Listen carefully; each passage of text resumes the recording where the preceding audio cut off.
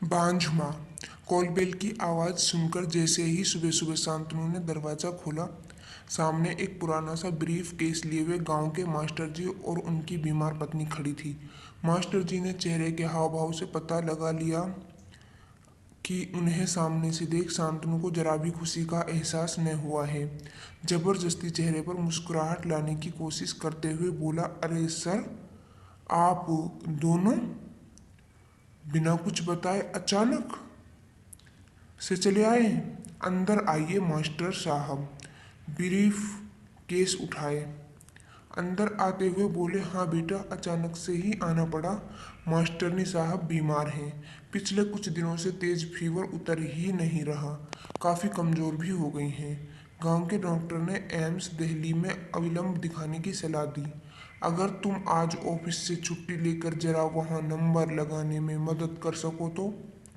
नहीं नहीं, छुट्टी तो ऑफिस से मिलना असंभव सा है, बात काटते हुए शांतनु ने कहा। हालांकि अगले सप्ताह शांतनु के ससुराल से सास, ससुर और साली आने वाले थे, तो अभी से एक सप्ताह की छुट्टी के लिए सारी तैयारियां हो चुकी थी। थोड़ी देर में प्रिया ने भी अनमने ढंग से 2 कप चाय और कुछ बिस्किट उन दोनों बुजुर्गों के सामने टेबल पर रख दिए।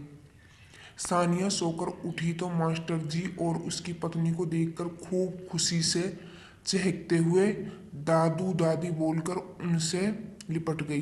दरअसल 6 महीने पहले जब शांतनु एक सप्ताह के लिए गांव गया था, तो ज़्यादातर मास्टर जी के घर पर ही खेला करती थी।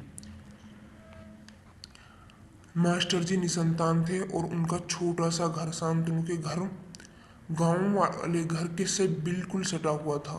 बूढ़े मास्टर साहब खूब सानिया के साथ खेलते और मास्टरनी साहिबा बूढ़ी होने के बावजूद दिन भर कुछ न कुछ बनाकर सानिया को खिलाती रहती थी। बच्चे के साथ वो दोनों भी बच्चे बन गए थे। गांव से दिल्ली वापस लौटते वक्त सानिया खूब रोई। उसके अपने दादा दादी तो नहीं थे। मास्टर जी और मास्टरनी जी में ही सानिया दादा दादी देखती थी। जाते वक्त शांतनु ने घर का पता देते हुए कहा कि अभी कभी भी दिल्ली आए तो हमारे घर जरूर आए, बहुत अच्छा लगेगा। दोनों बुजुर्ग की आंखों से सानिया को जाते देख आंसू गिर रहे थे और जी भरकर आशीर्वाद दे रहे थे। कुल्ला करने जैसे ही मास्टर जी बेसिन के पास आए, प्रिया की आवाज़ सुनाई दी, क्या ज़रूरत थी तुम्हें इनको अपना पता देने की? दोपहर को मेरी सहेलियां आती हैं, उन्हें क्या जवाब दूंगी? और सानिया को अंदर ले जाओ, कहीं बीमार बुढ़िया मास्टरनी की गोद में बीमार ना पड़ जाए। शांतनु ने कहा, मुझे क्या पता था कि सच में आ जाएंगे। रुको, किसी तरह इन्हें यहाँ से टरकाता हूँ। दोनों बुजुर्ग यात्रा से थके हारे और भूखे आए थे। सोचा था बड़े इत्मीनान से शांतनु के घर चलकर सबके साथ आराम से नाश्ता करेंगे, इसी कारण उन्होंने कुछ खाया पिया भी न था। आखिर बचपन में कितनी बार शांतनु ने भी तो हमारे घर पर खाना खाया है। उन्होंने जैसे अधिकार से उसे उसकी पसंद के आलू पराठे खिलाते थे। इतना बड़ा आदमी बन जाने के बाद भी शांतनु उन्हें वैसे ही पराठे खिलाएगा। सानिया मम्मी की तेज आवाज़ सुनकर डरते हुए अंदर कमरे में चली आई। थोड़ी देर बाद जैसे ही शांतनु हॉल में उनसे मिलने आया तो देखा कि चाय बिस्कुट वैसे ही पड़े हैं और वो दोनों जा चुके हैं। सानिया की पसंद के अपने हाथों से मास्टरनी जी ने नमकीन बनाकर गांव से लेते आए थे, एक पुरानी पॉलीथीन में। नमकीन वहीं टेबल पर दोनों बुजुर्ग छोड़ गए थे। पहली बार दिल्ली में आए दोनों बुजुर्ग किसी तरह टैक्सी से एम्स पहुंचे और भारी भीड़ के बीच थोड़ा सुस्ताने के लिए एक जगह जमीन पर बैठ गए। तभी उनके पास एक काला सा आदमी आया और उनके गांव का नाम बताते हुए पूछा, आप मास्टर जी और मास्टरनी जी हैं, है ना? मुझे नहीं पहचाना? मैं कल्लू, आपने मुझे पढ़ाया। मैं इस अस्पताल में चतुर्थ वर्गीय कर्मचारी हूँ। साफ सफाई से लेकर पोस्टमार्टम रूम की सारी जिम्मेदारी मेरी है। फिर तुरंत उनका ब्रीफकेस सिर पर उठाकर अपने एक रूम वाले छोटे से क्वार्टर में ले गया।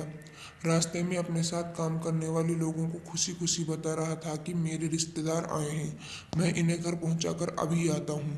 घर पहुंचते ही पत्नी को सारी बात बताई। पत्नी ने खुशी खुशी तुरंत दोनों के पैर छुए। फिर सब मिलकर एक साथ गर्मा गर्म नाश्ता किए।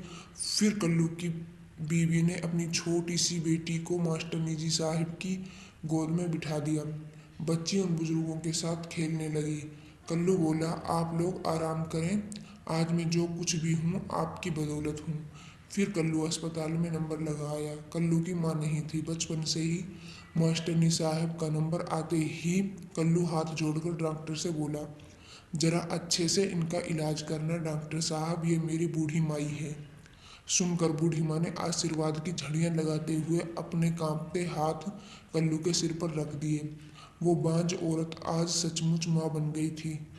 उसे आज बेटा मिल गया था और उस बिन माँ के कल्लू को भी माँ मिल गई थी। Thanks for watching.